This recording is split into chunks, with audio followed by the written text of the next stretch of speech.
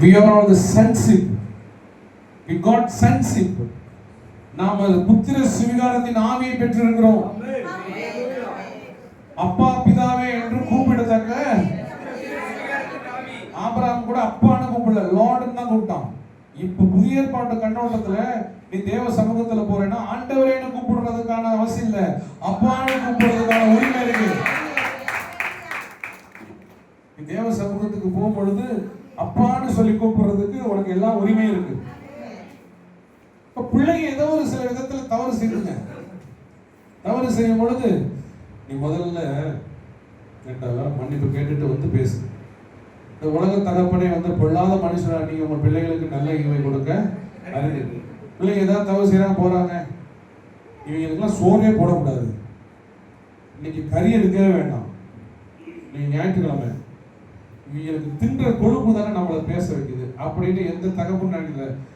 நான் பேசிட்டு போறான், நம்ம செய்ய வேண்டிய கடமை. பொல்லாத மனுஷர்களாகி நீங்களே உங்கள் பிள்ளைகளுக்கு நல்ல ஈவுகளை பரமபிதாவானவர் ஜோதியின் தகப்பனானவர் தன்னுடைய மகன் மூலமாய் உன்னை மீட்டெடுத்தவர், தன்னுடைய மகனுடைய ரத்தத்தை ஜீவனையும் கொடுத்து உன்னை மீட்டெடுத்தவர். சில இடங்கள்ல சில தவறுகள் விளைவுகள் நடக்கும் பொழுதும் அந்த சென்சிப் நம்மளை விட்டு விலகி போகிறது இல்லை, புத்திர சுகாரம் ஆவி நம்மளை விட்டு விலகி போகிறது இல்லை. அந்த நிலையிலே தான் இவனை எப்படி சரி பண்றதுன்றதுல தான் பார்ப்பார் ஆண்டவர்.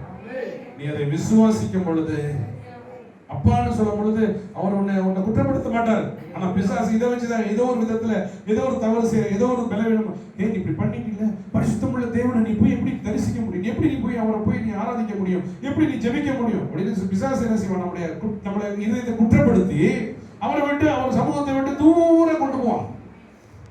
இந்த கில்டி கான்சியஸ் வந்துச்சுன்னா நெருங்கவே முடியாது. ஆமாண்டவரே நான் தவறு செஞ்சுதான், அப்பாவா இருக்கீங்க, மீண்டும் செய்யாதபடிக்கு எனக்கு பலன் கொடுங்க, நாமத்துக்கு சாட்சியா வரணும். அதுதான் பிள்ளையுடைய ஜெபம். அப்படி தவறு செஞ்சாலும் நீ பாவியா வரதில்ல, நீ பரிசுத்தவன் என்ற நிலையில தான் இருக்கிற, நீ நீதிமானா தான் இருக்கிற.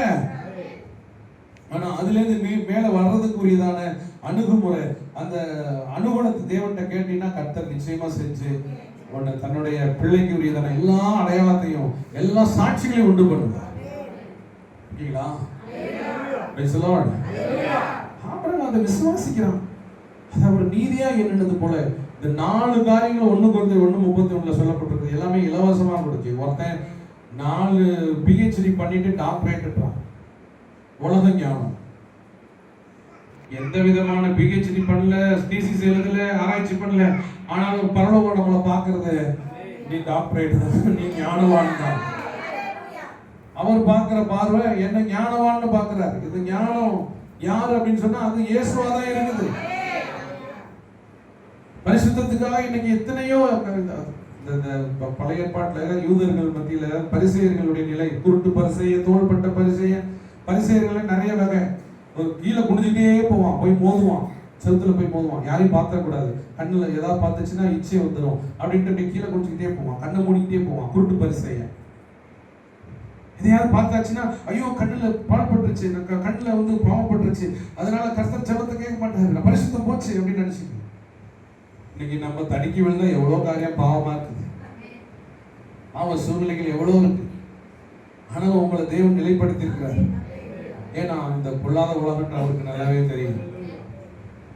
இவைகள் மத்தியில தான் உங்களை தனக்கு நாமத்துக்கு சாட்சிப்படுத்துறதுக்காக வச்சிருக்கேன். கண்ணு, காது, மூக்கு, வாய் எல்லாவற்றிலையும் கிறிஸ்துவினுடைய ஜீவன், அவருடைய சாயல் சிம்பிளா போயிடும்.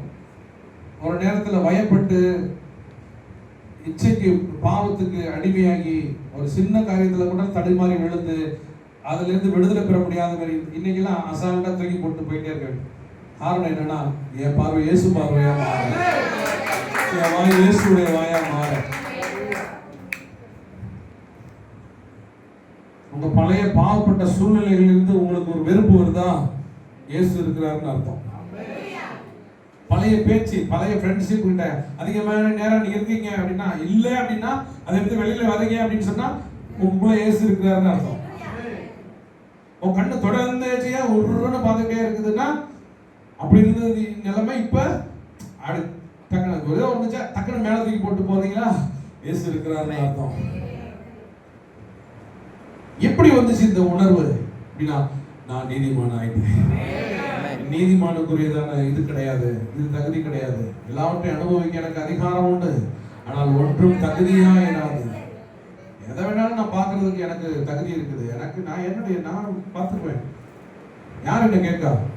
ஆனா எனக்கு இது பக்தி விருத்தியாகாது, எனக்கு இது தகுதியா. காரணம்னா we are holiness.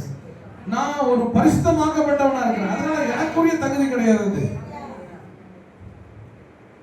Praise the Lord. Hallelujah. இன்னொரு ரகசியம் இருக்கு. ஒரு ரகசியம் சொல்லி முடிச்சிட